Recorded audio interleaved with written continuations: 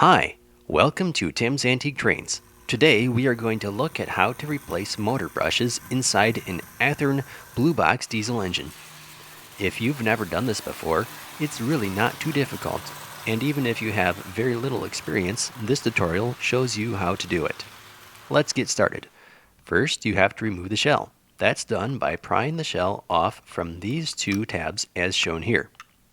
Hold the engine upside down and spread it apart gently. Then slide it up off the frame. Set the shell aside. Okay, in order to get the motor apart, it has to be removed from the frame. Pry the metal bar out from the L-shaped brackets on each end, then pop it off the top of the motor. Next, we have to separate the drive shafts. The universal joints pop apart easily by pulling outward on each. You can see I can get to the top brush by unclipping the copper bar, but we need to get to both. So, turn the engine on its side and take a screwdriver and gently press the orange plugs in until the motor slides out. Note that your engine may have different color plugs. This one has orange, most will have white ones. Sometimes the rubber mounts have hardened, in which case replacements can be found from Athearn's website or eBay. Now that the engine is fully disassembled, we can go about replacing the brushes. Here's the empty frame with one of the engine mounts still inside. I will pull it out later to reassemble the motor. Let's open the new parts I just ordered. Here's a pack of new motor mounts for a different project, and here's what we want: a pack of brand new motor brushes.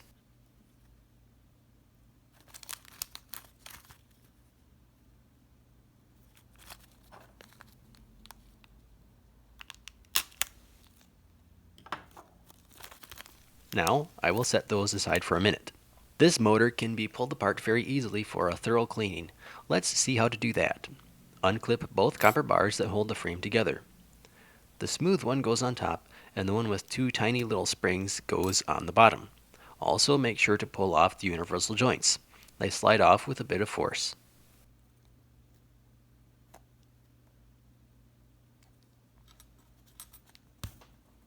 Then each end of the motor frame slides off the shaft. The magnet also comes out. Here's a caution. This motor has a one-piece magnet found in the earlier motors. Newer motors have a metal housing with separate magnet pieces. If you pull apart that kind of motor, be sure to note which way the magnets are oriented, or the motor will run the wrong direction, or not at all. This motor is fully disassembled and ready for a thorough cleaning. The brushes inside this motor had disintegrated and left carbon dust all over the motor and shell. If you need to clean your motor, use contact cleaner spray like Deoxit to remove carbon deposits, and then wipe it clean with paper towel and Q-tips. Make sure it is thoroughly dry before you try running it. Okay, to reassemble the motor, slide the back motor mount on the shaft first. Make sure the little washer is in place too. Next, slide the magnet over the windings and then the front motor mount. To make it easier to replace the brushes, put one of the copper bars in place, with it oriented so that the release tab is toward the brush end of the motor.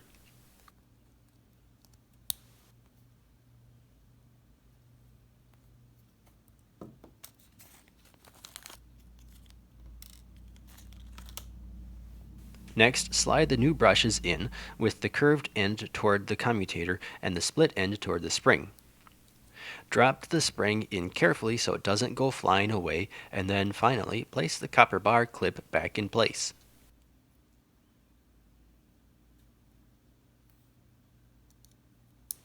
The procedure is exactly the same for the other side. Again, drop the brush down the tube, then the spring, and replace the copper clip.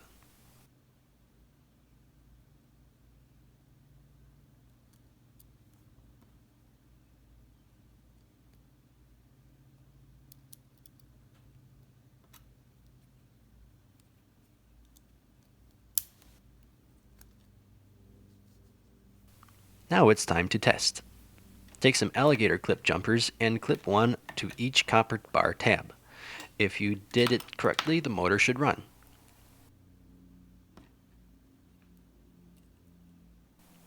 Make sure to test it in both directions. Look at that, it works.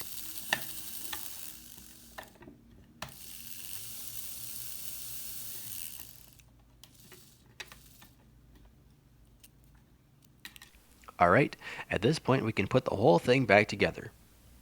Here I'm cleaning the commutators again with a dry cotton swab on a stick. I'm not using any kind of oil or contact cleaners so that the brushes do not wear prematurely.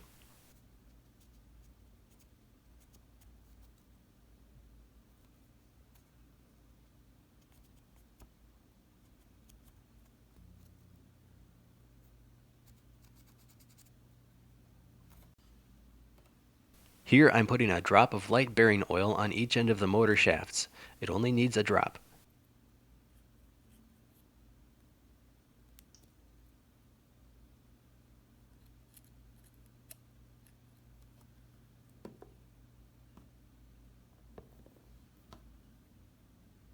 Now the universal joints can be pressed back into place.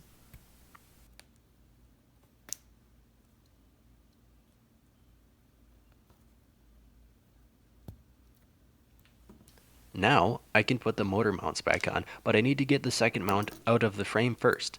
The motor won't go in if it's crooked.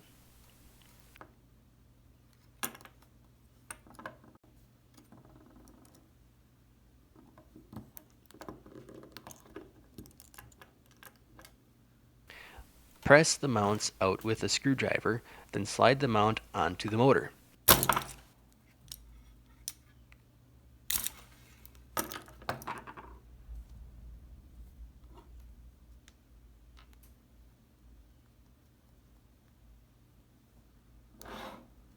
The motor only fits one way. Make sure it is lined up correctly. Press the motor mounts in place. Use a good amount of force. Once the motor mounts lock in place, they won't come out. Now we have to put the other end of the universal joints back on. Slide the sleeve over the shaft. These are keyed, so it takes a bit to line up the key with the slot. Once the shaft slides in place, pull it back and click it into the universal. You may need to use a small pliers. Again, the procedure is the same for the other side.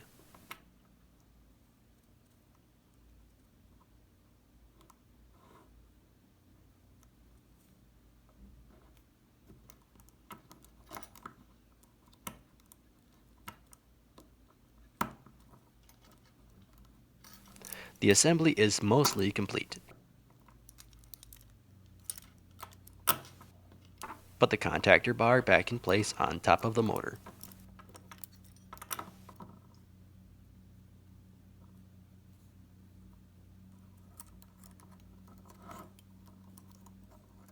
Mine was bent, so I straightened it to fit properly, then slide it underneath the contact plates.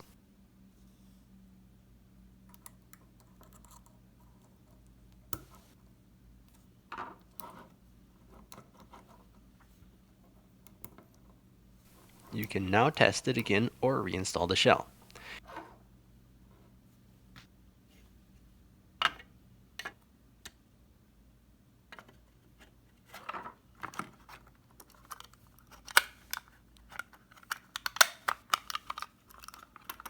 And you are done. Let's take it to the track and test it.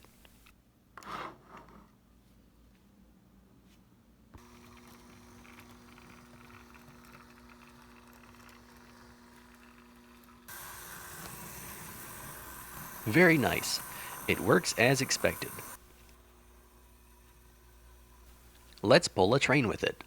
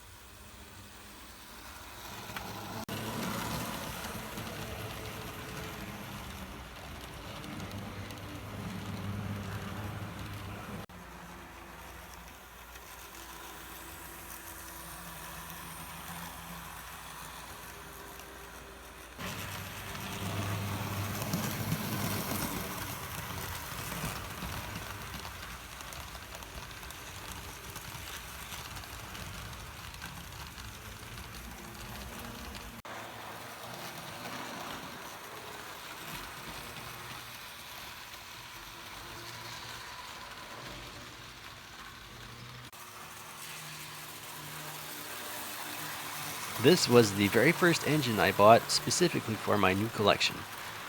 While I don't know much history on these Athearn trains, I believe this one dates to the early 1970s because it doesn't have any flywheels.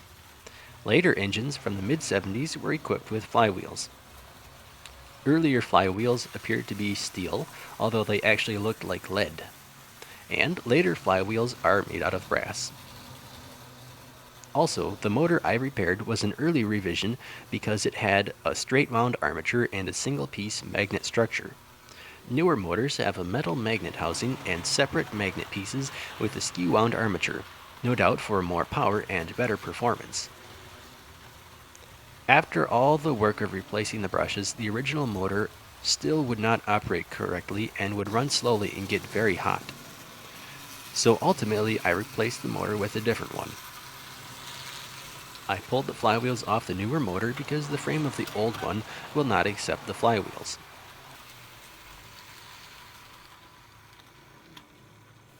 I hope you found this repair tutorial very helpful.